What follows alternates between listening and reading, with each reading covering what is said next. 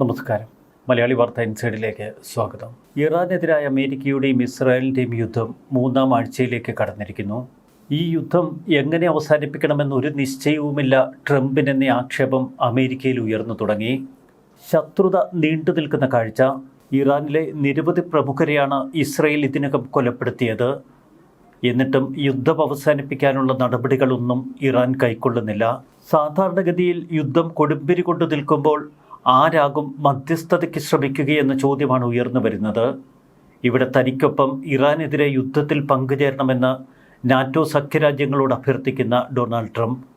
മറുവശത്ത് ലോകത്തിലെ എല്ലാ രാജ്യങ്ങളോടും തനിക്കൊപ്പം യുദ്ധമുന്നണിയിൽ അണിനിരന്ന് ഹോർമിസ് കടലിടുക്കിനെ സ്വതന്ത്രമാക്കണമെന്ന് അമേരിക്കൻ പ്രസിഡന്റ് ഡൊണാൾഡ് ട്രംപ് ആഹ്വാനം ചെയ്യുന്നു. എന്നാൽ ഇവിടെ ഒരു പ്രത്യേകതയുണ്ട്.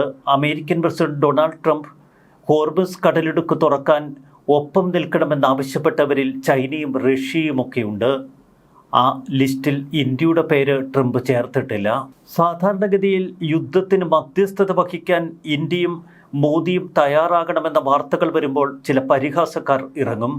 നിങ്ങൾ തള്ളി മറിക്കേണ്ട, മോദിയെ അത്രയൊന്നും പുകഴ്ത്തേണ്ട എന്നൊക്കെയാണ് ഇവരുടെ കമൻറ്റുകൾ. എന്നാൽ ഭൗമരാഷ്ട്രീയത്തിൽ ഇപ്പോൾ ഉയരുന്ന ചില ആഹ്വാനങ്ങൾ കണ്ടില്ല എന്ന് നടിക്കാൻ നമുക്കാവില്ല. സമാധാനത്തിന് മധ്യസ്ഥത വഹിക്കാൻ ഇന്ത്യയും പ്രധാനമന്ത്രി നരേന്ദ്രമോദിയും അനുയോജ്യരാണ് എന്ന് ഭൗമരാഷ്ട്രീയ നയതന്ത്ര വൃത്തങ്ങളിൽ ആഹ്വാനമുയരുന്നു. ബ്ലൂംബെർഗിന് നൽകിയ അഭിമുഖത്തിൽ Finland president Alexander Stubb Iran വെടിനിർത്തലിന് മധ്യസ്ഥത വഹിക്കാൻ ഇന്ത്യയോട് ആഹ്വാനം ചെയ്തു. ഇന്ത്യക്ക് മാത്രമാണ് നിർണായകമായ ഈ ഘട്ടത്തിൽ മധ്യസ്ഥതയുടെ റോൾ വഹിക്കാൻ കഴിയുന്നത് എന്ന് അദ്ദേഹം പറഞ്ഞു. നമുക്കൊരു വെടിനിർത്തൽ അത്യാവശ്യമാണ്. ഇന്ത്യക്ക് യഥാർത്ഥത്തിൽ ഇടപെടാൻ കഴിയും. ഞാൻ ആശ്ചര്യപ്പെടുന്നു. കാര്യങ്ങൾ ശാന്തമാക്കാൻ വിദേശകാര്യമന്ത്രി എസ് ജയശങ്കർ വെടിനിർത്തലിന് നേരത്തെ ആഹ്വാനം ചെയ്തിരുന്നു.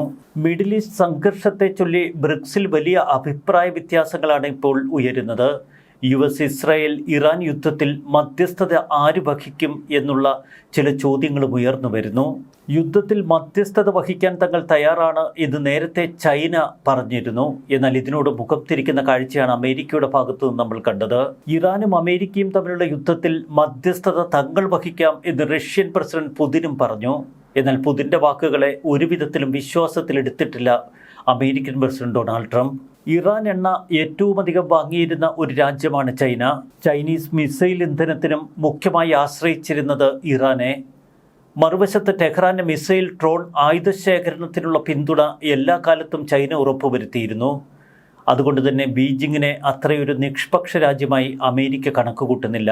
ഒപ്പം ഇസ്രയേൽ തങ്ങളുടെ ശത്രു രാജ്യങ്ങളുടെ പട്ടികയിൽ ചൈനയെ ചേർത്തിരിക്കുന്നു. ഇവിടെയാണ് ഈ യുദ്ധത്തിന് മധ്യസ്ഥത വഹിക്കാൻ ഇന്ത്യയെ ഒരു അനുകൂല സ്ഥാനത്ത് നിർത്തുന്ന നിരവധി ഘടകങ്ങൾ. വർദ്ധിച്ചു വരുന്ന ഇന്ത്യയുടെ സാമ്പത്തിക ശക്തി, വാഷിംഗ്ടൺ, ജെറുസലേം, ടെഹ്റാൻ എന്നിവയുമായുള്ള ഊഷ്മള ബന്ധം, ഇതൊക്കെ ഇന്ത്യക്ക് അനുകൂല ഘടകങ്ങളാകുന്നു. എല്ലാ കാലത്തും ഇന്ത്യ ഒരു ചേരിചേരാ നയമാണ് ലോകക്രമത്തിൽ സ്വീകരിച്ചു പോകുന്നത്. ഇന്ത്യൻ സ്വാതന്ത്ര്യം മുതൽ ചേരിചേരാ നയം നമ്മുടെ അടിസ്ഥാന നയതന്ത്രമായി നമ്മൾ കരുതുന്നു. എന്നാൽ അടുത്ത കാലത്ത് അമേരിക്കയോട് നമ്മൾ വളരെ അടുപ്പം പുലർത്തിയിരുന്നു, ഒപ്പം ഇസ്രായേലിനോടും. മറുവശത്ത് റഷ്യയെ ചേർത്ത് പിടിക്കുന്ന ഇന്ത്യയെ എല്ലാ കാലത്തും ലോകം കണ്ടു. അമേരിക്കൻ രാഷ്ട്രീയ വൃത്തങ്ങളിൽ ഏറെ സ്വാധീനമുള്ള ഒരു ശബ്ദമാണ് കേണൽ ഡഗ്ലസ് മക്ഗ്രിഗറുടേത്. ഒരു അഭിമുഖത്തിൽ അദ്ദേഹം പറഞ്ഞു, ഇസ്രായേൽ ഇറാൻ യുദ്ധം നിർത്താൻ നമുക്കൊരു മധ്യസ്ഥൻ അത്യാവശ്യമാണ്. ഈ മധ്യസ്ഥനാകാൻ ഏറ്റവും അനുയോജ്യൻ ഇന്ത്യൻ പ്രധാനമന്ത്രി നരേന്ദ്രമോദി. പ്രധാനമന്ത്രി മോദിക്ക് ഇറാനുമായും ഇസ്രയേലുമായും നല്ല ബന്ധമുണ്ട്. ഇന്ത്യ ഒരു തലത്തിലും ഈ യുദ്ധത്തിൽ ഇടപെട്ടിട്ടില്ല. ഇന്ത്യ ഒരു നിഷ്പക്ഷ രാഷ്ട്രമാണ്. ഉയരത്തിലും ശക്തിയിലും സ്വാധീനത്തിലും വളർന്നു വരുന്ന ഒരേയൊരു നിഷ്പക്ഷ രാഷ്ട്രം. ഇന്ത്യയിലെ മുൻ UAE പ്രതിനിധി ഹുസൈൻ ഹസൻ മിർസ പറയുന്നത് ഇന്ത്യ ഒരു മഹത്തായ രാജ്യമാണ്. ഇന്ത്യയുടെ പ്രൊഫൈൽ മിസ്റ്റർ മോദിയിൽ നിന്ന് ഇസ്രായേലിലേക്കും ഇറാനിലേക്കുമുള്ള ഒരു ടെലിഫോൺ കോൾ, അതാണിപ്പോൾ ലോകം പ്രതീക്ഷിക്കുന്നത്. 2020-21 കോവിഡ് കാലത്ത് ഇന്ത്യൻ സമ്പദ് വ്യവസ്ഥയ്ക്കേറ്റ തിരിച്ചടികൾ. പക്ഷേ അതിൽ നിന്ന് അത്ഭുതകരമായി ഇന്ത്യ ഉയരുന്ന കാഴ്ചയാണ് പിന്നീട് നമ്മൾ കണ്ടത്. 2025 ഡിസംബർ പാദത്തിൽ രാജ്യത്തിൻ്റെ GDP വളർച്ച 7.8% ലെവലിലെത്തി. 2026 സാമ്പത്തിക വർഷത്തിൽ ഇന്ത്യ പ്രതീക്ഷിക്കുന്നത് 7.6% വളർച്ച. അന്താരാഷ്ട്ര നാണയനിധിയുടെ 2026 വേൾഡ് എക്കണോമിക് ഔട്ട്ലുക്ക് റിപ്പോർട്ട് പ്രകാരം ലോകത്തിലെ ഏറ്റവും വേഗത്തിൽ വളരുന്ന സമ്പദ് വ്യവസ്ഥകളിൽ ഒന്നാണ് ഇന്ത്യ. കോവിഡിന് ശേഷം അതിന്റെ ദ്രുതഗതിയിലുള്ള സാമ്പത്തിക മുന്നേറ്റം കൂടുതൽ ആകർഷകമാക്കുന്നു. മറുവശത്ത് US, ചൈന, യൂറോപ്യൻ യൂണിയൻ തുടങ്ങിയ മറ്റ് വലിയ സമ്പദ് വ്യവസ്ഥകളുടെ സാമ്പത്തിക പാതകൾ, GDP വളർച്ച, പണപ്പെരുപ്പം, തൊഴിൽ തുടങ്ങിയ ചില അളവുകോലുകളിൽ ഇന്ത്യക്ക് പിന്നിലാകുന്നുവോ എന്ന സൂചന. UK ആസ്ഥാനമായുള്ള ഒരു വാർത്താ ഏജൻസി ദ എക്കണോമിസ്റ്റ് ഒരു റിപ്പോർട്ട് നൽകി. ദക്ഷിണേഷ്യയിലെ ഏറ്റവും വലിയ സമ്പദ് വ്യവസ്ഥ അതിശയകരമാംവിധം സ്ഥിരതയുള്ളതാണ്. ഈ രാജ്യം പ്രസിഡന്റ് ഡൊണാൾഡ് ട്രംപിന്റെ വ്യാപാര യുദ്ധത്തിന്റെ ഇരയായി. റഷ്യൻ എണ്ണ വാങ്ങിയതിന് പ്രത്യേകിച്ച് ശിക്ഷാ തീരുവകൾക്ക് ഇരയായി. ആണവായുധ സായുധ പാകിസ്ഥാനുമായുള്ള വെടിവെപ്പിൽ ഇന്ത്യ ഇടപെട്ടിരുന്നു. എന്നാൽ ഇന്ത്യൻ സമ്പദ് വ്യവസ്ഥയെ ഇതൊന്നും ബാധിച്ചിട്ടില്ല. ഇന്ത്യയുടെ സാമ്പത്തിക ശക്തിയുടെ മറ്റൊരടയാളമാണ് കഴിഞ്ഞ 5 വർഷത്തിനിടയിൽ UAE, Australia, UK, Oman, New Zealand, European union, US എന്നിവയുൾപ്പെടെ മറ്റു രാജ്യങ്ങളുമായി ഒപ്പുവെച്ച സ്വതന്ത്ര വ്യാപാര കരാറുകൾ. അതുകൊണ്ട് തന്നെ സാമ്പത്തികമായി ഏറെ ഉയർന്നെഴുന്നേൽക്കുന്ന ഇന്ത്യ ഇപ്പോൾ ഇറാൻ യുദ്ധത്തിൽ മധ്യസ്ഥത വഹിക്കാൻ മുമ്പെന്നത്തേക്കാൾ മികച്ച നിലയിലാണ് എന്ന് ആഗോള സാമ്പത്തിക വിദഗ്ധർ അടയാളപ്പെടുത്തുന്നു. മധ്യപൂർവ്വ ദേശത്ത് ഇസ്രയേലുമായും ഇറാനുമായും ഇന്ത്യ വളരെ കാലമായി ഒരു സന്തുലിത നിലപാടാണ് സ്വീകരിക്കുന്നത്. ഇസ്രയേലിൻ്റെ ഏറ്റവും അടുത്ത സുഹൃത്ത്, എന്നാൽ ഇറാനോടും ഇന്ത്യ ഒരു സമതുലിത ഭാവം. ഇസ്രയേലുമായി പ്രതിരോധ മേഖലയിൽ ശക്തമായ പങ്കാളിത്തമാണ് ഇന്ത്യ കെട്ടിപ്പടുത്തത്. എന്നാൽ ഇറാനുമായി ദീർഘകാല നാഗരികവും സാമ്പത്തികവുമായ മറ്റൊരു ഉഭയബന്ധം. ഒരു വശത്ത് താരിഫുകളും വ്യാപാരവുമായി ബന്ധപ്പെട്ട തർക്കങ്ങൾ, എന്നാൽ മറുവശത്ത് അമേരിക്കയുമായി ഊഷ്മളമായ ബന്ധം ഇന്ത്യ ഈ കാലഘട്ടത്തിൽ വളർത്തിയെടുത്തു. അതുകൊണ്ട് തന്നെ ഇന്ത്യക്ക് മറ്റ് രാജ്യങ്ങളുമായുള്ള ബന്ധം ഏറെക്കുറെ സ്ഥിരതയുള്ളത്. ഫെബ്രുവരി 28-ന് ഇറാന് നേർക്ക് അമേരിക്കയും ഇസ്രയേലും ചേർന്ന് തുടങ്ങിയ യുദ്ധം, ഇറാന്റെ പൗരോഹിത്യ നേതൃത്വത്തിൽ ഭൂരിഭാഗവും അവിടെ തുടച്ചു നീക്കപ്പെട്ടു. തുടർന്ന് ഇറാനും അമേരിക്കയ്ക്കും ഇസ്രായേലിനും ഇടയിൽ വളർന്ന ശത്രുത. ഈ സംഘർഷം ആരംഭിക്കുന്നതിന് ഒരു ദിവസം മുൻപാണ് ഇന്ത്യൻ പ്രധാനമന്ത്രി നരേന്ദ്രമോദിയുടെ ഇസ്രായേൽ സന്ദർശനം. നരേന്ദ്രമോദി ഇസ്രായേലിൽ നിന്ന് തിരിച്ച് ഇന്ത്യയിലെത്തിയ പാടെ ഇറാന് നേർക്ക് ആക്രമണം തൊടുക്കുകയായിരുന്നു ഇസ്രായേലും അമേരിക്കയും ചേർന്ന്. US, ഇസ്രായേൽ സംയുക്ത ആക്രമണവുമായി പ്രധാനമന്ത്രിയുടെ ഇസ്രായേൽ സന്ദർശനത്തിന് യാതൊരുവിധ ബന്ധവുമില്ല. എന്നാൽ അമേരിക്കൻ ഇസ്രായേൽ ആക്രമണത്തിൽ ഇറാന്റെ പരമോന്നത നേതാവിൻ്റെ മരണം, ഈ മരണത്തിൽ ഇന്ത്യ അനുശോചനം രേഖപ്പെടുത്തി. ടെഹ്റാനുമായി നയതന്ത്ര ബന്ധം തുടരുകയും ചെയ്തു. അതുകൊണ്ടാണ് ഹോർമുസ് കടലിടുക്കിലൂടെ ഇന്ത്യൻ എണ്ണക്കപ്പലുകൾക്ക് കടന്നു പോകാനുള്ള അനുമതി ഇറാൻ നൽകിയത്. ഇന്ത്യയുമായി തങ്ങൾ ദീർഘകാലമായി സൗഹൃദം തുടരുന്നുവെന്നാണ് ഇറാൻ പ്രസിഡന്റ് പെസഷ്കിയാൻ പ്രസ്താവന നടത്തിയത്. കൊച്ചി തുറമുഖത്ത് അഭയം തേടിയ ഇറാനിയൻ നാവികസേനയെ നമ്മൾ സുരക്ഷിതമായി ഇറാനിൽ തിരികെ എത്തിച്ചു. ഇറാനിയൻ നാവികസേനയുടെ യുദ്ധക്കപ്പലായ ഐറിസ് ലാവണിന് ഇന്ത്യ അഭയം നൽകുകയും ചെയ്തു. എന്നിട്ടും ഇന്ത്യയെ ഒരു വിധത്തിലും അമേരിക്ക തള്ളിപ്പറഞ്ഞില്ല. മറുവശത്ത് അമേരിക്കയുടെ സഖ്യകക്ഷിയായി നിലകൊണ്ട പാകിസ്ഥാൻ നിർണായക ഘട്ടത്തിൽ അമേരിക്കയെയും ഇസ്രയേലിനെയും തള്ളിപ്പറയുന്ന കാഴ്ച. ഇറാൻ വിദേശകാര്യമന്ത്രി അബ്ബാസ് അരാക്ചിയുമായി ഇന്ത്യൻ വിദേശകാര്യമന്ത്രി S. ജയശങ്കർ വളരെ ഊഷ്മളമായ ഒരു ബന്ധം ഇപ്പോഴും തുടരുന്നു. നയതന്ത്ര തലത്തിൽ ഇന്ത്യ ഇറാനുമായി ചർച്ചകൾ തുടരുന്നു. ഇവിടെയാണ് ഇറാനും ഇസ്രയേലും അമേരിക്കയും തമ്മിൽ ഇന്ത്യ യഥാർത്ഥത്തിൽ ഒരു മധ്യസ്ഥത വഹിക്കേണ്ട പ്രാധാന്യം ലോകരാജ്യങ്ങൾ ഓർമ്മപ്പെടുത്തുന്നത്.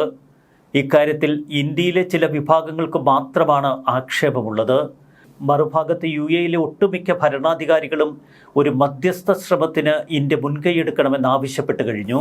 സംഭാഷണത്തിനും സംഘർഷം ലഘൂകരിക്കുന്നതിന് പ്രാപ്തിയും വിശ്വാസ്യതയുമുള്ള ഒരു ലോക നേതാവിനെയാണ് മധ്യസ്ഥനായി ആവശ്യമുള്ളത് എന്ന് UAE ഉൾപ്പെടെയുള്ള രാജ്യങ്ങൾ പറയുന്നു. ആഗോള സംഘർഷങ്ങളിൽ കർശനമായ സഖ്യങ്ങൾ ഒഴിവാക്കുന്നതാണ് എല്ലാ കാലത്തും ന്യൂഡൽഹി പിന്തുടരുന്ന ഒരു നയതന്ത്രം. ശീതയുദ്ധകാലത്ത് US-ൽ നിന്നും സോവിയറ്റ് യൂണിയനിൽ നിന്നും തുല്യ അകലമാണ് ഇന്ത്യ പാലിച്ചത്. ഈ കാലഘട്ടത്തിൽ യുഗോസ്ലാവിയ, ഇന്തോനേഷ്യ, ഈജിപ്ത് തുടങ്ങിയ രാജ്യങ്ങളുടെ കൂട്ടായ്മയായ നോൺ അലൈൻഡ് മൂവ്മെന്റിൽ ഇന്ത്യ ശക്തമായ പ്രാതിനിധ്യം വഹിച്ചു. 21-ാം നൂറ്റാണ്ടിൽ ചേരിചേര പ്രസ്ഥാനത്തിന് അതിൻ്റെ പ്രസക്തി നഷ്ടപ്പെട്ടു. എന്നാൽ അതൊരു വലിയ ദർശനമായി ഇന്ത്യ ഇപ്പോഴും ഇന്ത്യയുടെ ആത്മാവിൽ സൂക്ഷിക്കുന്നു. തന്ത്രപരമായ സ്വയംഭരണ സിദ്ധാന്തമാണ് ഇന്ത്യയുടേത്. സഖ്യങ്ങൾ, ബാഹ്യസമ്മർദ്ദം അല്ലെങ്കിൽ ബ്ലോക്ക് രാഷ്ട്രീയം എന്നിവയാൽ പരിമിതപ്പെടുത്താത്ത ഒരു ഭൗമ രാഷ്ട്രീയത്തിന് ഇന്ത്യ ഇന്നും ചുവടുവയ്പ് നടത്തുന്നു. സ്വതന്ത്ര വിദേശ നയവും സുരക്ഷാ തീരുമാനങ്ങൾ എടുക്കാനുള്ള കഴിവും തന്ത്രപരമായ സ്വയംഭരണം എന്നാണ് ഇതുകൊണ്ട് ഉദ്ദേശിക്കുന്നത്. ലളിതമായി പറഞ്ഞാൽ, ഒരു രാജ്യം വിദേശ നയത്തിലും പ്രതിരോധത്തിലും തീരുമാനങ്ങൾ എടുക്കുന്നത് മറ്റു രാജ്യങ്ങളുടെ താൽപ്പര്യങ്ങൾ കണക്കിലെടുക്കാതെ സ്വന്തം താൽപ്പര്യങ്ങൾക്കനുസരിച്ചാവണമെന്ന് ഇന്ത്യ ശഠിക്കുന്നു. പസഫിക്കിലെ ചൈനയുടെ വികാസത്തെ ചെറുക്കുന്നതിനായി രൂപീകരിച്ച US, ജപ്പാൻ, ഓസ്ട്രേലിയ, ഇന്ത്യ എന്നിവയുടെ ബഹുരാഷ്ട്ര ഗ്രൂപ്പാണ് ക്വാഡ്. എന്നാൽ ന്യൂഡൽഹിയുടെ ഏറ്റവും വലിയ വാണിജ്യ പങ്കാളിയായി ബീജിംഗ് ഇപ്പോഴും തുടരുന്നു. അതാണ് ഇന്ത്യൻ നയതന്ത്രത്തിന്റെ രണ്ട് വശങ്ങൾ. തന്ത്രപരമായ സ്വയംഭരണാധികാരം ഇന്ത്യക്ക് അമേരിക്കയുമായുള്ള ബന്ധം കൂടുതൽ ആഴത്തിലാക്കാൻ സഹായിച്ചു. എന്നാൽ റഷ്യയുമായി ദീർഘകാല പ്രതിരോധ ഊർജ്ജ ബന്ധം ഇന്ത്യ നിലനിർത്തി. അമേരിക്കൻ സമ്മർദ്ദങ്ങൾക്ക് വഴങ്ങി റഷ്യയെ തള്ളിപ്പറയാൻ ഇന്ത്യ ഒരിക്കൽ പോലും തയ്യാറായിട്ടില്ല.